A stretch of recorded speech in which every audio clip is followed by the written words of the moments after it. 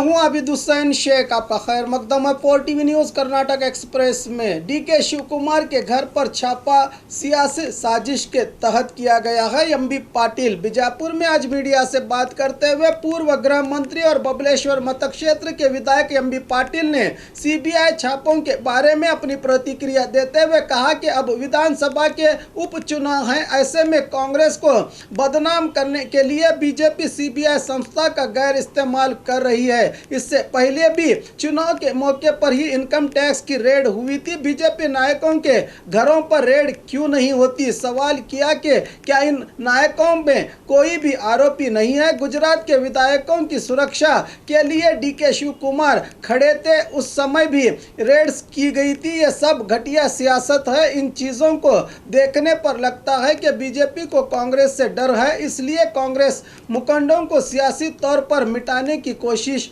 की जा रही है। इस मौके पर विश्वास जताया कि इस उपचुनाव में कांग्रेस दोनों स्थानों पर जीत हासिल करेगी।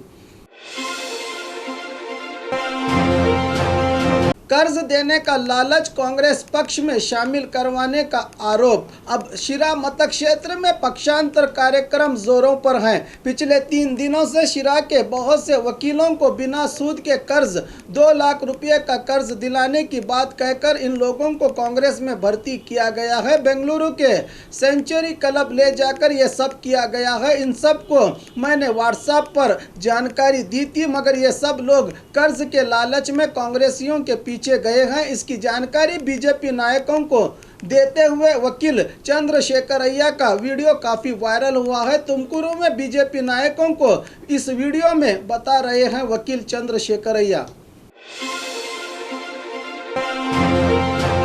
कोविड वायरस से सेहतयाब होकर लौटे डिप्टी सीएम गोविंद कारजोल। पिछले दिनों 23 सितंबर को कोविड वायरस से पीड़ित हुए डिप्टी सीएम गोविंद कारजोल घर में ही क्वारंटाइन थे। अब सेहतयाब होने की जानकारी ट्विटर द्वारा उन्होंने खुद ही दी है। इन्होंने लिखा है कि आप सबकी शुभकामनाएं, दुआओं और भगवान की कृपा से मैं अब सेहतयाब हूँ। मेरा इलाज करवाने वाले डॉक्टर्स, बेटी की तरह सेवा करने वाले नर्सिस का मैं आभारी हूँ। घर से ही अभी कुछ दिन काम करूंगा, बताया गोविंद कारजोल ने। स्कूल कॉलेजेस की शुरुआत को लेकर 1 हफ्ते में फैसला लिया जाएगा। आरोग्य मंत्री श्री रामलू आज मैसूरू में मैसूरू दशहरा उत्सव को लेकर अधिकारियों की सभा के लिए पहुंचे।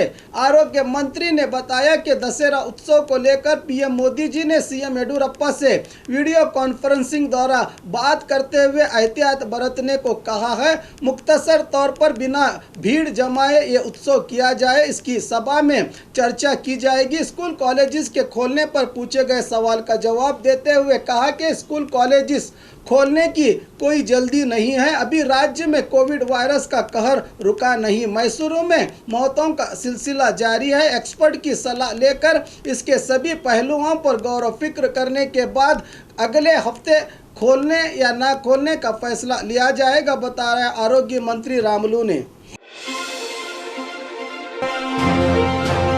बिना मास्क के अस्पताल आने वालों पर 500 रुपयों का जुर्माना। चामराजनगर में कोविड वायरस के मामलों में अब तक कोई कमी नहीं आई। इसी को देखते हुए अब सरकारी अस्पताल आने वालों पर भी कड़ी निगाह रखी जा रही है। अगर कोई बिना मास्क के अस्पताल आए तो उस पर अस्पताल सिब्बंदी 500 रुपयों का जुर्माना आयद करेंगे। इसकी जानकारी देते हुए जिला सर्जन डॉक्टर मुरली कृष्ण ने मीडिया को बताया कि कुछ दिनों से चामराजनगर जिले में कोविड के बहुत मरीज आ रहे हैं। एहतियात के तौर पर लोगों में मास्क के प्रति जागरूकता पैदा करने के लिए बिना मास्क के अस्पताल आने वालों पर जुर्माना आयद किया जाएगा। जो भी सर्दी बुखार के मरीज यहां आ रहे हैं, इनका लाजमी तौर पर कोविड टेस्ट किया जा रहा है, बताया जिला सर्जन ने। घर को आग लगी घर के चिराग से, दादी और बाप से धोखा। एक बेटी ने अपने बाप और दादी को धोखा देकर सारी जायदाद अपने नाम कर ली। ये घटना उडुपी में घटी है। उडुपी जिला सांतूर ग्राम के सेल्वा स्टेन ने 1967 में 2 एकड़ जमीन खरीदी थी। जब इस महिला को लकवे की बीमारी ने घेर लिया तो इसने ये जमीन अपने 4 बच्चों के नाम कर दी थी, मगर सर्वे के मौके पर पता चला कि जमीन इनके पोती रोशनी के नाम से है। इसकी जानकारी देते हुए रोशनी के पिता रोनाल्ड ने बताया, किसानों को सरकार कर्ज दे रही है। कहते हुए रोशनी ने मेरा और मेरी मां का अंगूठा कागज पर लिया था, शायद इसी के जरिए इसने धोखा किया है। अब इंसाफ के लिए सेल्वा स्टीन और रोनाल्ड अपनी पोती और बेटी के खिलाफ उडुपी के ह्यूमन राइट संस्था में पहुंचे हैं। महादायी नीरावरी योजना, किसानों का आतंक। महादायी योजना के तहत कर्नाटक ने कळसा बंडोरी नालों से पानी को अपनी ओर मोड़ लिया है। कहते हुए गोवा ने फिर से इस मामले में खिलवाड़ किया है। गोवा के सीएम प्रमोद सावंत ने ये आरोप लगाते हुए सुप्रीम कोर्ट में इसका एक वीडियो पेश करते हुए कर्नाटक के खिलाफ कंटेम्प्ट ऑफ कोर्ट का मामला दर्ज किया है। इसको लेकर सीएम सावंत ने कहा है कि इस मामले में हम एड़ी चोटी का जोर लगाएंगे। महादायी ट्रिब्यूनल ने कर्नाटक को 13.42 टीएमसी पानी का बंटवारा करके अपना फैसला सुनाया था, जिसके तहत 2020 फरवरी को गैजेट नोटिफिकेशन निकालकर केंद्र सरकार ने कर्नाटक को पानी लेने की इजाज़त दी थी। अब फिर गोवा की तकरार को लेकर किसान परेशान हुए हैं। हुबली में इसकी जानकारी देते हुए महादायी होराट समिति के प्रमुख शंकर अंबली ने सरकार से दरखास्त की है कि इस मामले को सुलझाया जाए। बीजेपी मुखंड पर दुष्कर्मियों का हमला। कल रात बीजापुर जिला सिंदगी तालुका के बीजेपी मंडल ओबीसी घटक के अध्यक्ष रविकांत नायकोड़ी पर दुष्कर्मियों ने हमला किया है। बताया जा रहा है कि ये अपने दोस्तों के साथ आलमेल रोड पर स्थित ढाबा में खाने के लिए आए थे। बीच बचाव करने आए दोस्तों पर भी हमला हुआ है। घायल रविकांत को सिंदगी के अस्पताल से अब इलाज के लिए जिला अस्पताल लाया गया है। कहा जा रहा है कि रुपयों के लेन देन को लेकर अनिल ने अपने साथियों के साथ ढाबा में घुसकर हमला किया है। सिंदगी पुलिस थाने में मामला दर्ज। पूरा नजारा ढाबा के सीसीटीवी कैमरे में हुआ है कैद। हमारे साथ कोई भी हाथ मिला सकता है, तनवीर सेठ। जेडीएस विधायक जीटी देवेगौड़ा केपीसीसी अध्यक्ष डीके शिव कुमार से मिले थे। इस सवाल पर अपनी प्रतिक्रिया देते हुए कांग्रेस नायक तनवीर सेठ ने पत्रकारों को बताया कि कांग्रेस मिलजुल कर बिना किसी भेदभाव के सभी वर्ग समुदाय के लोगों से मिलकर काम करने वाली पार्टी है। हमारे साथ कोई भी हाथ मिला सकता है। इस मुलाकात में गलत क्या है? इस मौके पर कहा कि दशहरा उत्सव को लेकर सादगी से मनाने के लिए सरकार ने हामी भरी है। सादगी से ही इस उत्सव को मनाया जाएगा, बताया तनवीर सेठ ने। कृषि कानूनों को लेकर कांग्रेस सियासत कर रही है। ईरन्ना कडाड़ी आज बागलकोट में बीजेपी पक्ष किसान विभाग की ओर से आयोजित किसान जागृति कार्यक्रम में बोलते हुए राज्यसभा सदस्य ईरन्ना ने कहा कि कृषि कानूनों को लेकर कांग्रेस किसानों को बरगला रही है। इन कानूनों में बदलाव से किसानों की स्थिति और मजबूत होगी। इसको लेकर ग्रामों में सभाएं की जा रही हैं और आने वाले दिनों में पूरे राज्य का दौरा किया जाएगा। कांग्रेस को हमारे पक्ष के खिलाफ बोलने के लिए कोई भी मुद्दा नहीं है, इसलिए सियासत कर रही है कांग्रेस, बताया राज्यसभा सदस्य ने। पश्चिम पदवीधर क्षेत्र चुनाव कांग्रेस उम्मीदवार ने भरा नाम पत्र। धारवाड़, गदग, हावेरी और उत्तर कन्नड़ इन 4 जिलों को मिलाकर इस क्षेत्र में कांग्रेस उम्मीदवार आर्यम कुबेरप्पा ने आज अपना नाम पत्र भरा। इस मौके पर बात करते हुए कहा कि 4 बार इस क्षेत्र से एच.के. पाटिल ने जीत हासिल की है। इस बार भी यहां कांग्रेस की हवा जोरों पर है। 2 बार मैं पिछड़ा हूं, इस बार उम्मीद है कि जीत हासिल होगी। पिछले अवधि में जो मुझसे गलतियां हुई हैं उनको सुधारने की पूरी कोशिश करूंगा। इन 4 जिलों का मैंने दौरा किया है। कोविड वायरस को ध्यान में रखते हुए प्रचार का काम किया जाएगा, बताया कुबेरप्पा ने।